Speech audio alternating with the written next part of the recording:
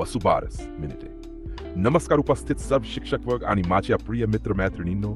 आज मी ज्या विषयावर बोलणार आहे तो आपल्या भारतीय संस्कृतीच्या मुळाशी जोडलेला आणि अत्यंत भावनिक असा सण आहे, तो म्हणजे वसुबारस.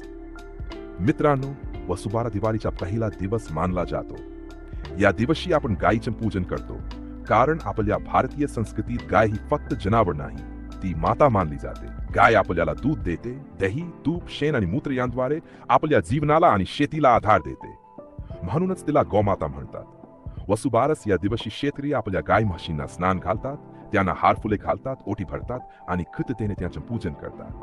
ही फक्त पूजा नसते, तर कृतज्ञतेची भावना असते त्या जीवाबद्दल जो आपल्या उदरनिर्वाहासाठी दररोज श्रम करतो.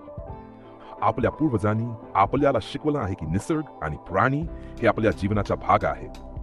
वसुबारसचा सण आपल्याला आठवण करून देतो की मानव फक्त घेणारा नसावा, तर देणारा आणि जपणारा असावा. आजच्या यांत्रिक युगात ही भावना हरवते आहे. आपण दूध घेतो, पण त्या गायकडे प्रेमाने पाहायला विसरतो. आपल्याला लाभ देणाऱ्या प्रत्येक जीवाचा सन्मान करणे हेच वसुबारसचे खरे शिक्षण आहे. म्हणून मित्रांनो, या वसुबारस दिवशी आपण ठरवूया, आपल्या घरातील, शेतातील आणि परिसरातील प्राण्यांशी प्रेमाने वागू, त्यांची काळजी घेऊ, त्यांना त्रास देणं टाळू. कारण गाय ही फक्त दुधाची नाही, ती आपल्या संस्कृतीची आणि मातेच्या ममतेची प्रतीक आहे. शेवटी एवढंच सांगू इच्छिते, ओपन कोट, वसुबारसचा सण फक्त पूजा नाही, तो निसर्ग, प्राणी आणि माणूस यांच्यातील नात्याचा सन्मान आहे. Close coat.